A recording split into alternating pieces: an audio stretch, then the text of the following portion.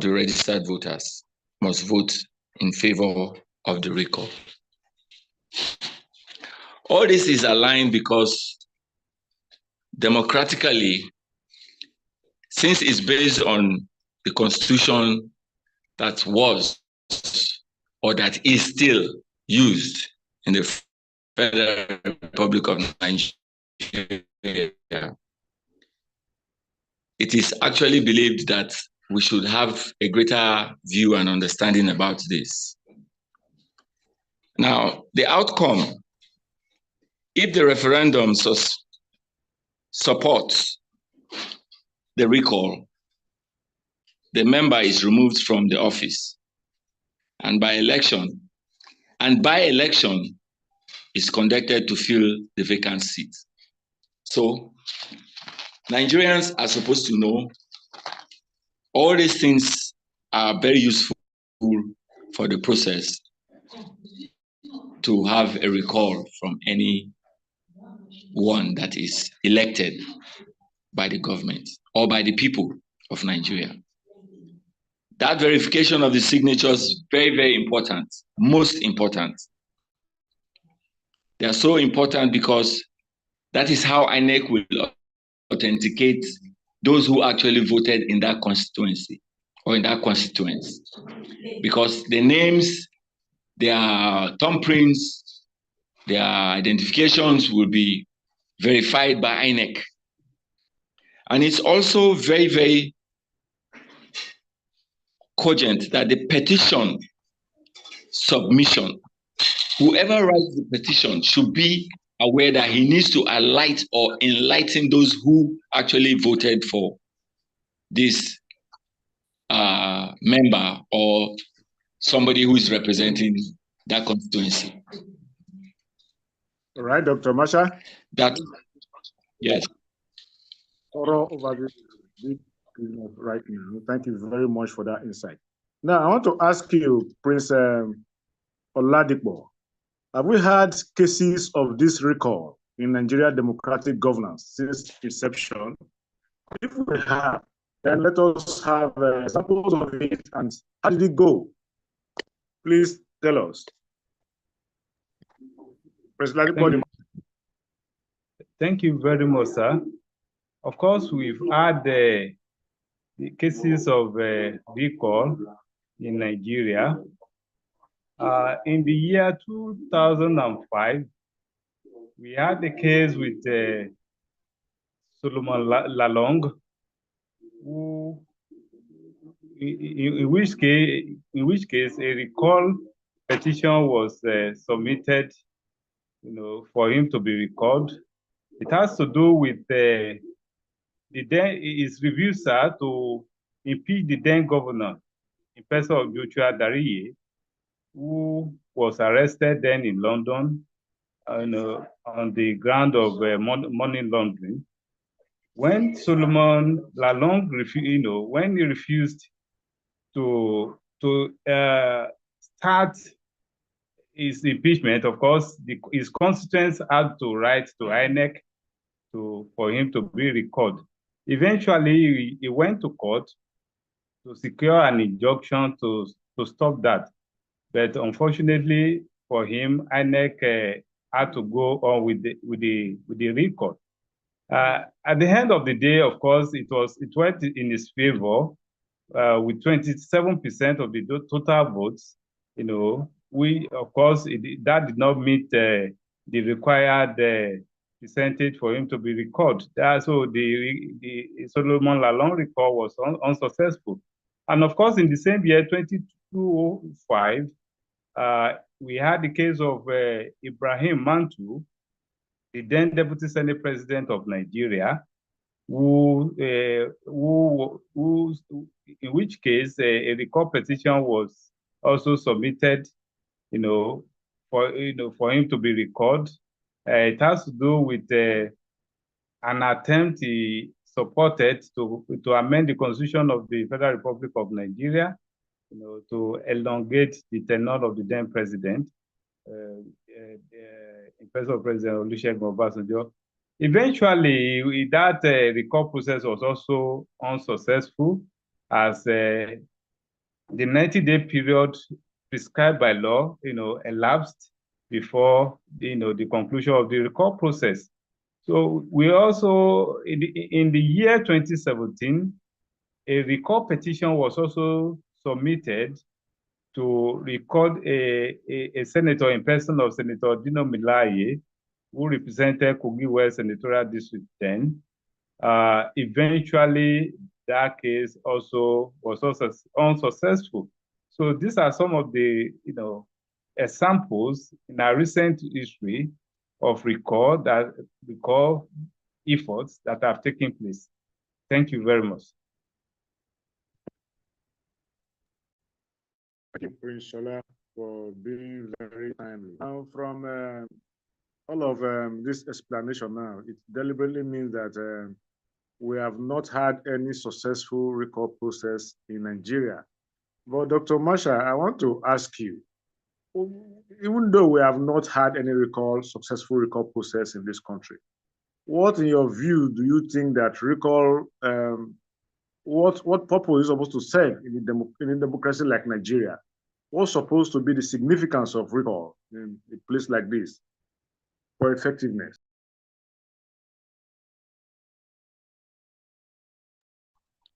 Yes, thank you. The significance of this recall, as it's supposed to be, is not because people are biased about whoever represents them, or they want to actually get rid of them intentionally. But it is very purposeful because people need to know their rights. There are rights that somebody cannot impede on, or those who they elected will just abandon them and probably, give them incentives like rice, borehole, sewing machines, things that they give as if they are doing them a favor. But in the process of Nigeria benefiting from this is because they need to be educated about the rights of the people.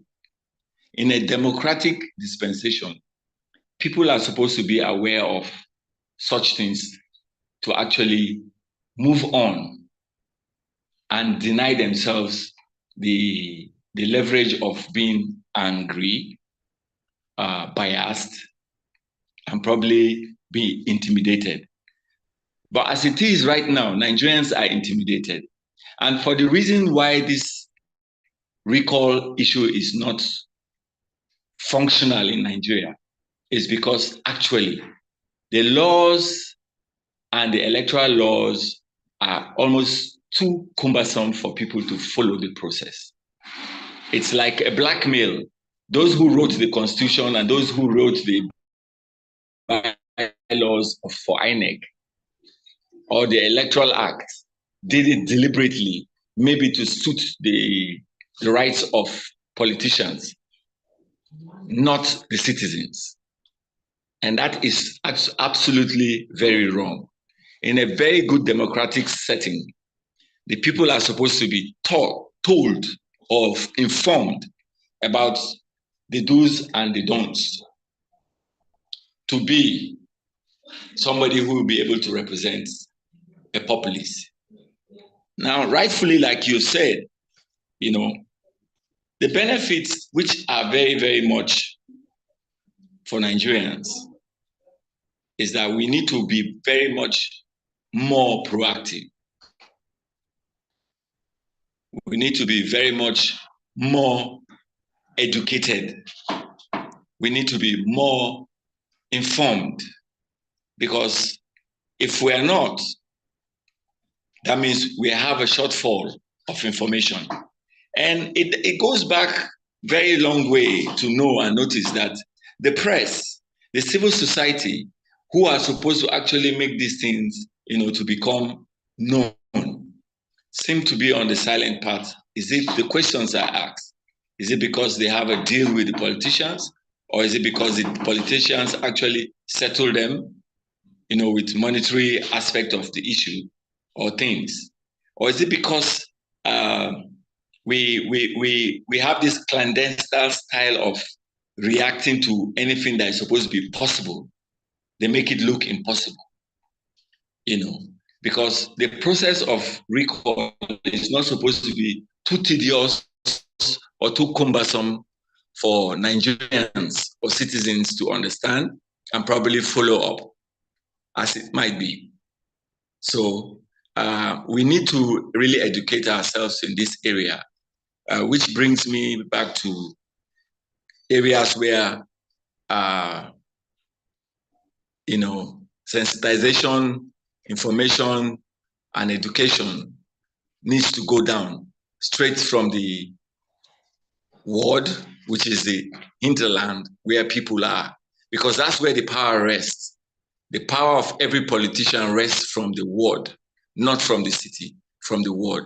Obviously, every voter's power actually, rests on that area, because everywhere, every city used to be a bush, and every bush became a ward or a village, and from there it became a larger scenario where people live. So, educationally, all this is involved.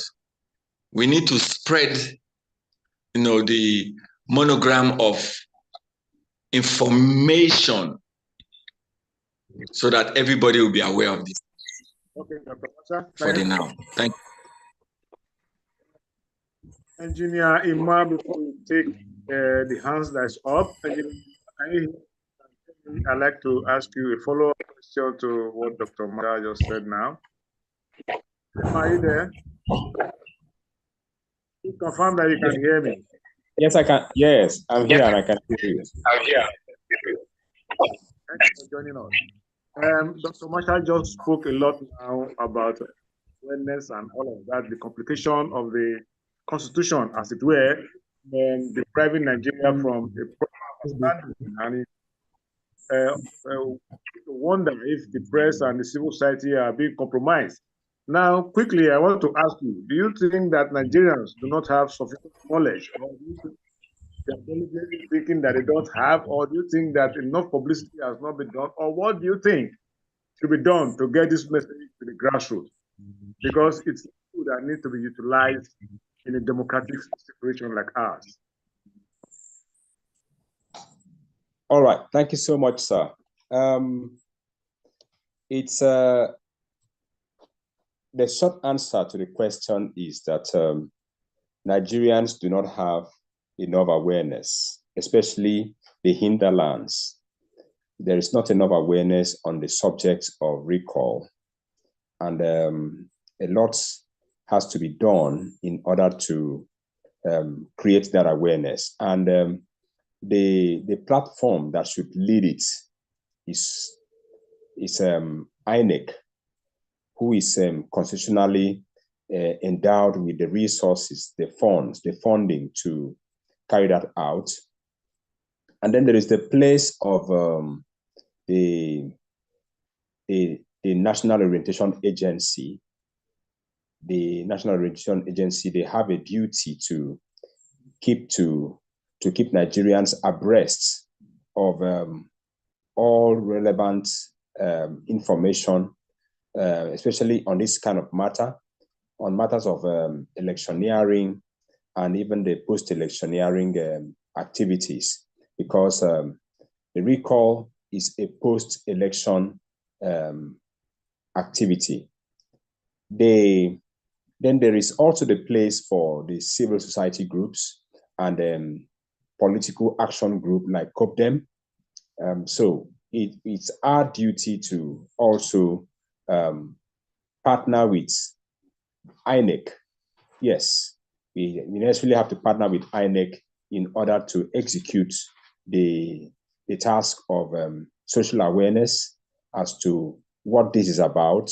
Like my penultimate speakers have said, this is not a witch hunt. It is not because we do not like the face of a particular political office holder, or that we do not, or it's not from our tribe or from our interest group.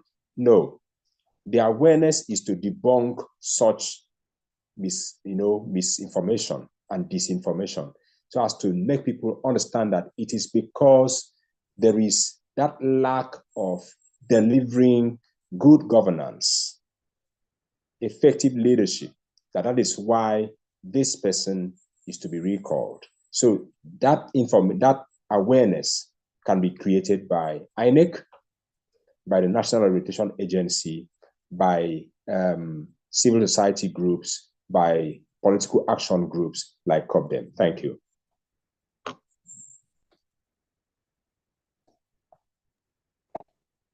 Okay, thank you very much, Engineer Ima, for that insight. You have actually pointed out that in this campaign, INEC should actually be in the lead and supported by the other organizations like the orientation agencies and the civil society and political action group. Now, Dr. Marshall, back to you. Now, what do you think? What are your recommendations to ensure that we bridge these knowledge gaps to Nigeria on this issue of recall? How do we bridge it? Because it is not beyond actually just going to the people and telling them about it. From listening to what Engineer Omo has said now, the regulatory bodies too have to come in, and it seems to be dragging their feet on this. So where do we go from here? Your thoughts, Dr. Marshall? Yes, thank you very much. My thoughts and the recommendations I have for this is a bit few, and that is because whatever needs to be done right need to be done right. So my number one recommendation is to bridge the knowledge gaps of Nigerians as teaching recall. I have some steps that we need to follow, and they're about 4 steps. If you won't mind, I'll take them one by one. Number 1 step, which must be taken: civic education, campaign for government agencies, civil society organizations, and the political parties should organize civic education programs that explains the recall process. It's important and how citizens can exercise these rights. Number 2, inclusion. I think we need to really, again, go back to the educational area or sector, which they need to have school curricula. The concept of recall and other democratic processes should be involved in the curriculum of all levels of education to ensure future generations understand their rights and responsibilities in governance. Number 3, media awareness. The media can play a vital role by running programs, debates, and news segments in the recall process, helping to inform the public so that they too, in turn, can hear it in a wider range or scope of things. Because the radio actually travels faster than, an individual or human people. The radio is a wave. It goes around one spot, it goes around to multiple places at a time. So I'm sure the media will actually use probably jingles with the aid of them. We could partner with them or collaborate with them and sponsor these things to work at every given day or time, so that it sinks into the hearts and minds of people. Because number 4, simplified legal documentation, constitutional provisions and guidelines for recall more accessible to the public by simplifying the language used in legal texts so that more citizens can understand and engage with it. This means there are about 352 tribal or languages in Nigeria, or ethnic groups. I still don't want to believe in our own democratic system where we take a notice of only 3. It is very, very, very much unfair. The only 3 languages Nigeria is used to, which is very unconstitutional, most undemocratic, is the Hausa, Igbo, and Yoruba, which they actually formed as Wazobia. Even the Wazobia station that we hear on radio, sometimes probably from your satellite network, like GoTV, you usually have this blind Wazobia network FM studio on, but you can't see anybody, but they speak. Yet they do not inform the public about such things. That's where I think we need to be seeking audience so that they know, it's the right of the people. So it is very essential that we use these 4 suggestions or recommendations bringing forward here now, which is very essential for us to do and act on, because it's very important. Thank you very much. Dr. Shola, going to you now. Engineer Mo, just before we go to you, okay? Engineer Mo, go ahead, unmute and speak. Go ahead, Engineer Mo. All right, thank you so much. I just wanted to add to what Dr. Marshall just spoke about. To drive home this message clearly, we will need to engage the religious and the traditional institutions, because people live, as it were, in streets, in villages, in clans, and they worship in churches, in mosques. And Nigerians are very religious people. They believe their religious leaders very much. And it will be important for us to explore that angle in this civic education of the voting populace. So what exactly can we do there? We can, I think in the build up to 2023 election, we heard the Redeemed Christian Church of God, RCG. They established what they call a political wing of the church.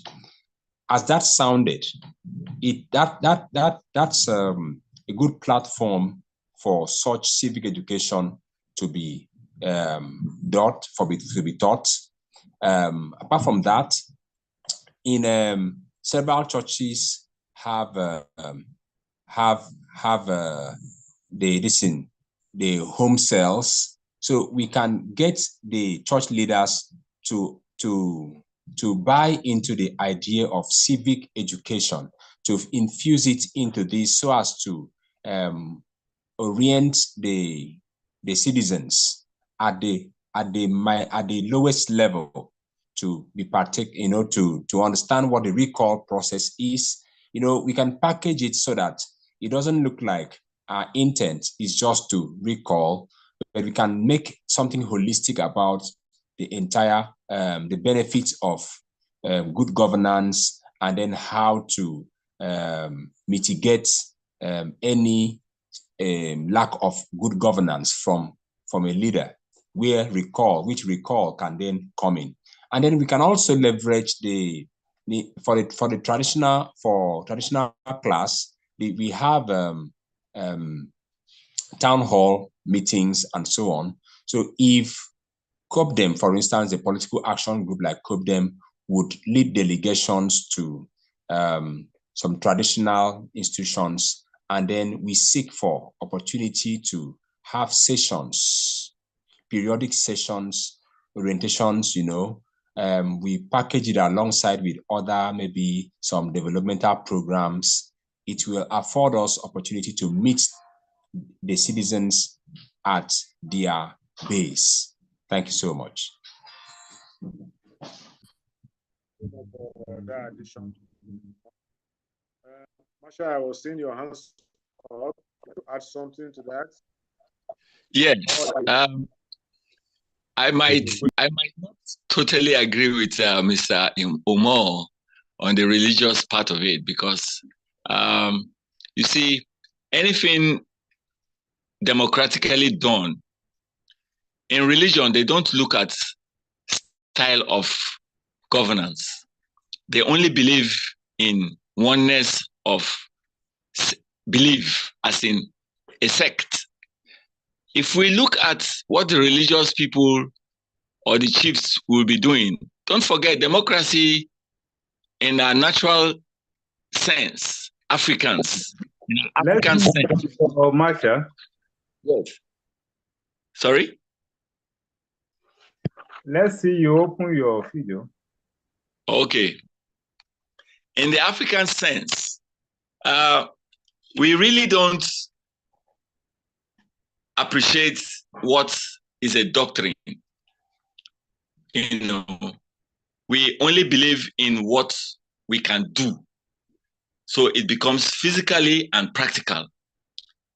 Going to religious area will only amount to become a sect. Because if they are citizens of a nation or a country, as Nigeria is, the constitution is where we should be looking at. The constitution guides each and every one of us, because right now as we're talking, Nigeria has divided constitution because we have the Sharia law and we have the other law. So do you think those who are in the other side will want to listen to what this other law is that the Christians follow? The Christians or the Muslims, I don't think they would want to, guide their followers in this aspect. This has got to do with civil society and the law, the judiciary. That's why the judiciary is very important. That's National Orientation Agency. I think they need to be actually woken up to their responsibilities, because Nigeria, we cannot keep, tossing up and down and add religion into it. It becomes emotional and sentimental. And if we live by that, we will not go anywhere. For example, I don't want to call any. Just give me 2 minutes. I don't want to call any. Hello? Round up. 1 minute, round up, 1 minute. Okay. All right. I don't want to call any religious group, but from the elections that we used to have, they all come to say this, but they never tell their people that they should go and vote. They were only waiting for them to be recognized by the same people who want to be voted for. That is not right. Civilly, people should know what their rights are. Whether you are in a religious group or not, you should know what to do at the right time. That is how I see it. It's not because they don't want to do anything or they can't do anything. They have a ground to it, yes, but they won't do much, as I expect. Thank you. Thank you. Your point is noted, but I think where we are now in the Nigerian system, like was emphasized by Mr. Peter Obi in the 2023 elections, there is no special market for a Muslim, there is no special market for a Christian, neither is any special market for any tribal man. So we're all going through the same thing. So wherever we're able to communicate this awareness campaign, what is important is that we're able to make them realize that, hey, this is Nigeria, you are Nigerians, and we can only make this country work for ourselves. So thank you very much, Dr. Masha. Prince Oladipo, to you now, what amendment will you prefer to the Constitution on this subject of recall? Do you think there should be an amendment, or do you think we should uphold it as it is and move on with it? What are your thoughts? Yeah, thank you very much, sir. for that question. Of course, as far as I'm concerned, the provisions of the Constitution is still somewhat not very favorable. By the time we compare with what obtains in other climes. Take, for instance, in the UK, only 10% of registered voters are required to recall their legislator. But in our own case, it requires more than 50% of registered voters in that constituency. So in that case, the provisions of the Constitution needs to be, reviewed so that a simple majority can just be required to recall an erring legislator or one that does not serve the interests of the constituents. And when we also look at Switzerland, in their own case, just 1,000 signatures, are required to recall any erring legislator. And of course, in the case of Philippines, just 25% threshold of signature is required. So in our own case, more than 50%. That, to me, is on the high side. So it can be, the provisions of the Constitution can be amended, to take care of just a simple majority of around 15 to 20% of registered voters in that constituency. So that provisions, needs to be, reviewed. That is very critical. And of course, we need to also note that the recall is not just that. It has a number of purposes that it must serve. By virtue of Section 14(2)(a) of the 1999 Constitution, the sovereign power at all times belongs to the people. So the constituents do not need to wait for a long period of 4 years before they can recall their legislators with the provision of a recall. So within a year or thereabouts, a legislator is not serving the interest. They can activate the recall process.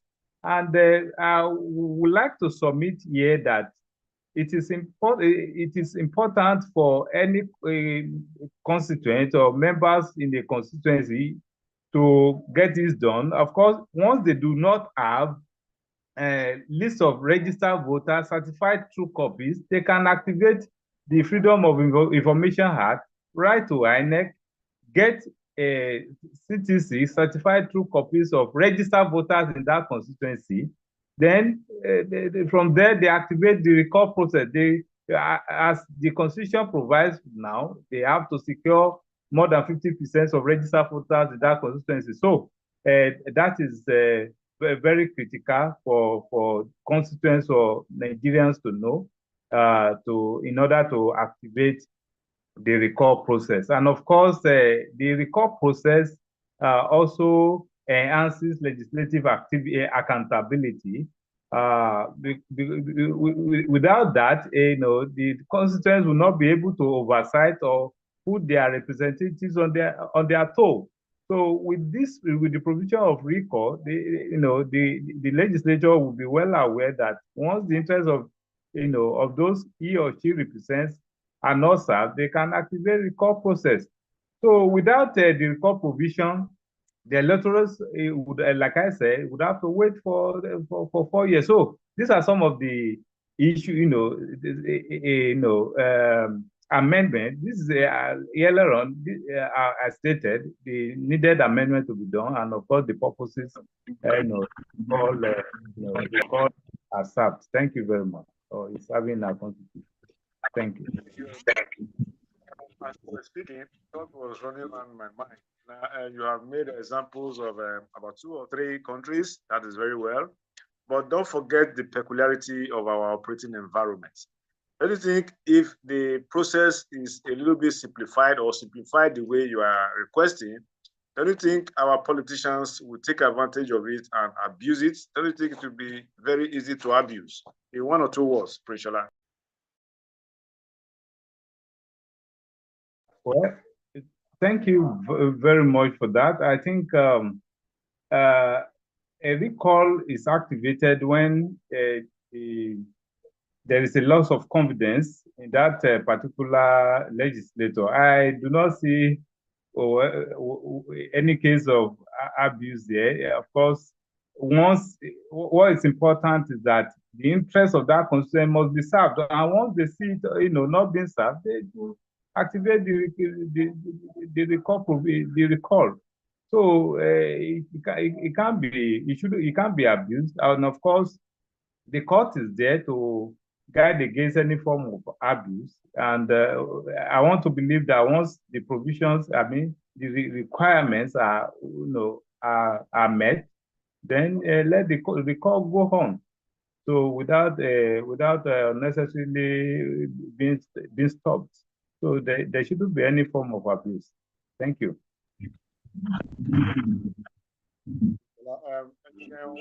More, you want to make some contribution? We'll take your contribution, then we'll open the floor to questions for the panelists. Engineer Moore, please, you have the floor on mute and make your contribution. Then let's take questions from the audience after Engineer Moore has made his contribution.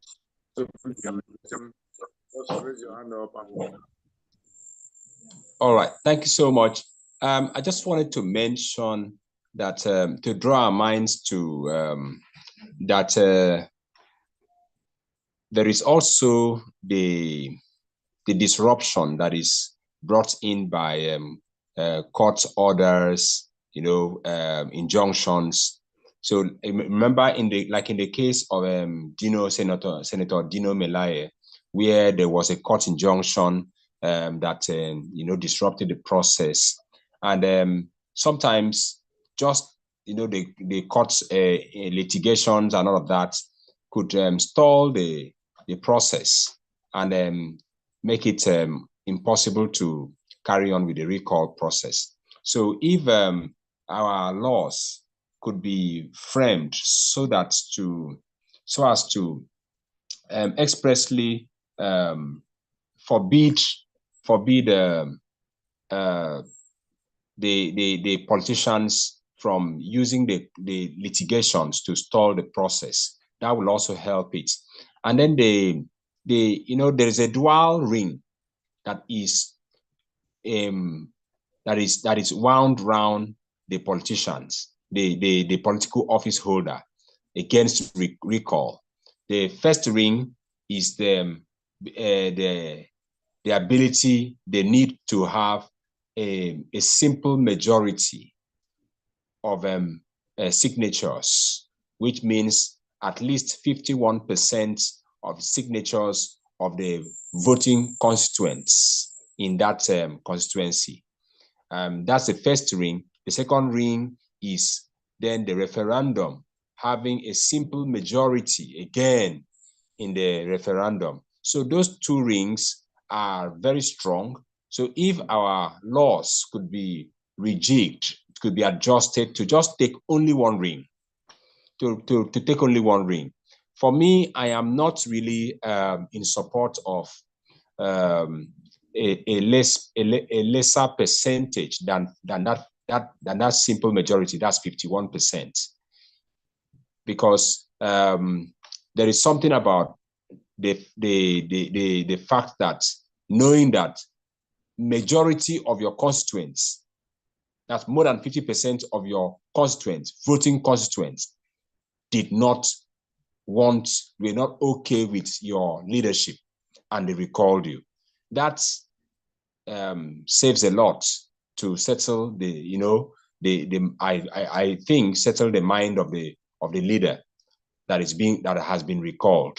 So if we lower the bar to something like 30%, maybe 25%, it reduces the strength of that ring, especially if it is just one ring now.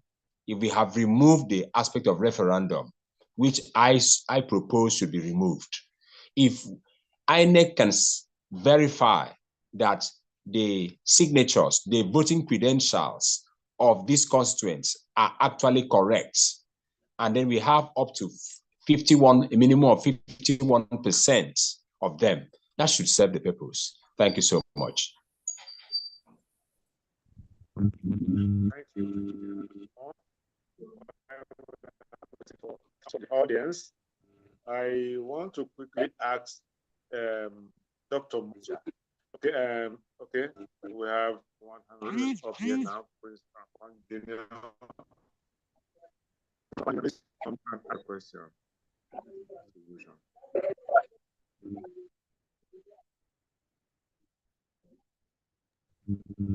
Please go ahead, sir. Question, Banyan. The mic is yours.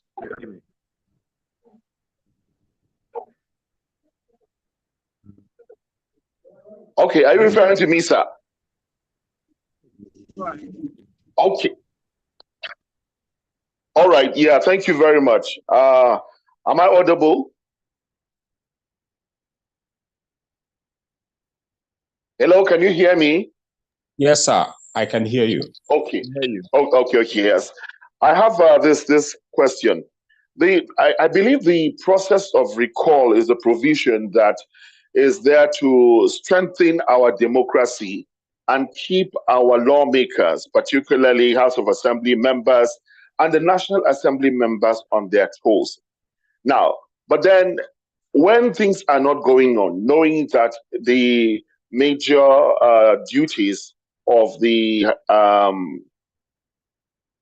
senators and the House of Assembly members is to, make laws, and otherwise. But the actual development that goes on within the country is done by the executive, which is the governor and the president. From what I gathered, you cannot recall a governor and you cannot recall a president when they are not performing well. Is there a way the recall of the senators or the recall of the members of House of Representatives or House of Assembly can lead to the correction or to put the executive on their toes, to hold the president or the governors accountable? That's just my question. Is there a way it can be done?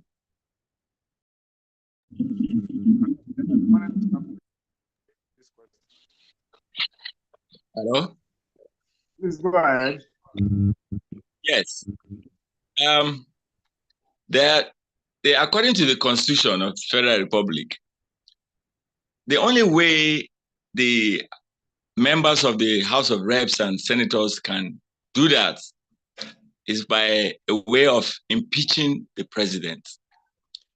But as the case might be, it's like the House or National House of Assembly, who are the lawmakers, seem to be, if I use the word loyal, it might sound a bit obnoxious, but I think they seem to condescend from their positions as respectable persons or individuals who were elected by their people to speak on behalf of the people.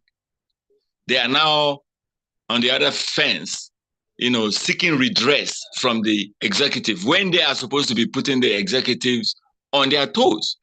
Now, it still comes back to the judiciary and the Constitution. All of these things need to be reviewed and be amended.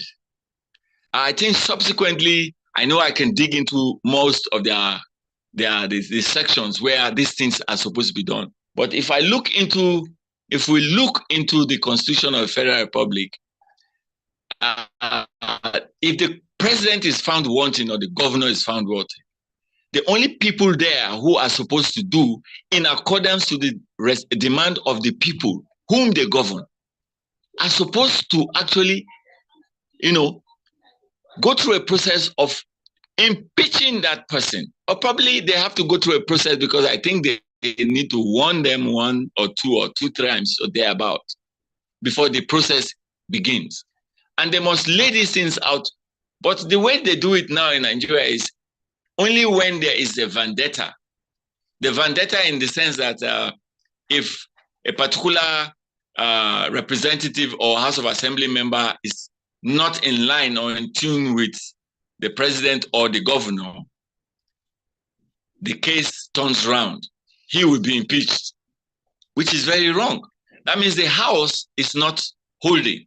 The House is not holding. That's why I keep hammering on this aspect of reform. They need to review and reform the judiciary and the National House of Assembly and the Constitution. All these amendments. So part of the reason why these instruments have not been functional is because we have not taken it from the grassroots.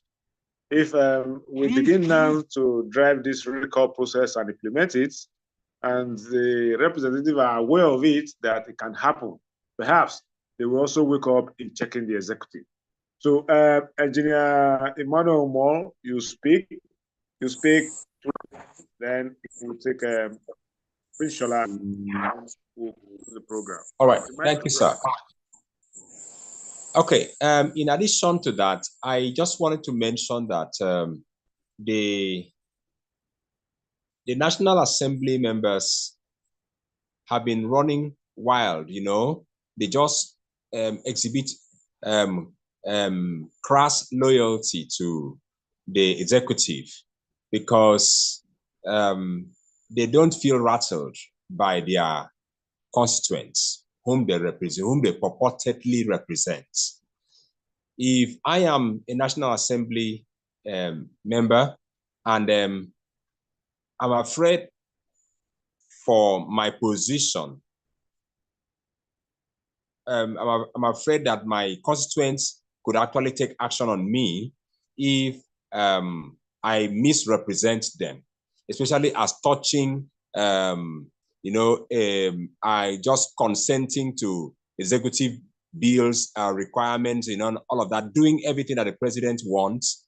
If I am afraid that my constituents could actually come after me, I will mind the way I just consent on things without any form of thorough, appraisal.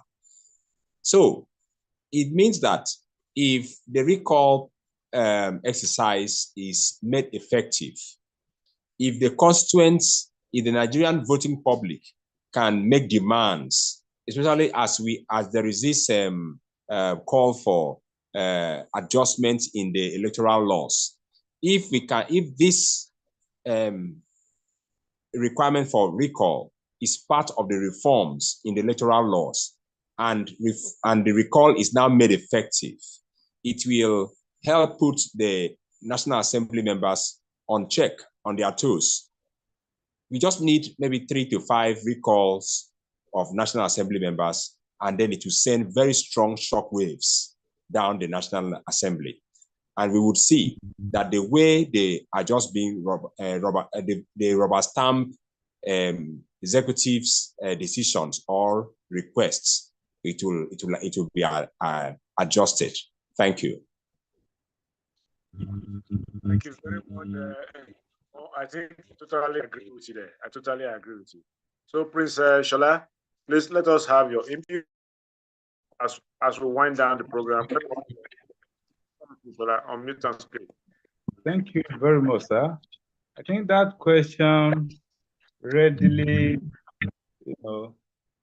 captured what happened in the year 2005 in Plateau State when the then governor was arrested in London for money laundering, and of course, the speaker was asked to get him impeached. And of course, when the speaker couldn't do that, his constituents activated the recall process against him. So in the same case, I want to believe that in this light, I want to believe that once the interests of the citizens are no longer served by the executive, it is incumbent upon the citizens to inform their legislators to activate impeachment process against the governor or president, as the case may be. So it has to be, tried. It has to be experimented, notwithstanding the fact that it once failed in the time past. I think it can always be reactivated or put into use.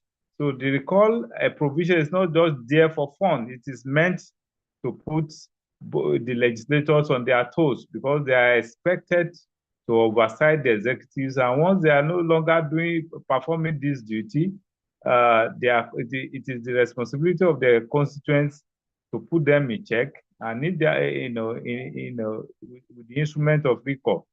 So I believe this recall concept has to be very well utilized. Thank you. Very much, Shola. Dr. Masha, the last word before we close the program in 2 minutes on this recall process.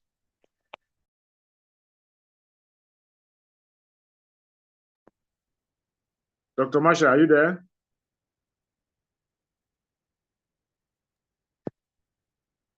Yes. I am believing NEPA just did their magic. Anyway, I am believing, frankly speaking, we need to really, expedite actions towards the constitutional amendments, the Electoral Act, and actually the judiciary should have a review of what concerns recall. And they should actually, by the National Assembly, I think by the laws or the Constitution, should reduce the too much effort they put on the signatories to get. It shouldn't be that much of a signatories, because the people actually can be blackmailed if they said, okay, I need, for example, we need 5,000 people to sign. They could be coerced not to with money. And I think that could be an impediment to the issue. So if they can reduce that tension of getting that number of 50 or above 50, it will make sense.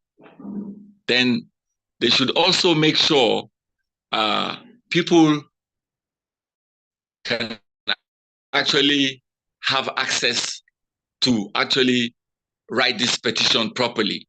And the courts should not make it too hard for them to go through the process so that they can actually sail through. With all this, I think something can be changed. Thank you. Dr. Masha, all the panelists that graced this occasion today, Shola Oladipo, Dr. Masha Odede, and Engineer A. Omo. We greatly appreciate you and appreciate your time for having time to be with us this evening. We'll continue discussions on this recall process, because what we have established is that we have to take this message to the grassroots, we have to inform the electorate, and we have to engage all the relevant institutions in doing it. So it's a discussion that is going to be there. It's going to be there in the public space continuously until we're able to carve a pathway for it. So on that note, I want to say thank you to everybody that have attended this program today. And until we have another edition of it, it's good night from here. Thank you. Thank you.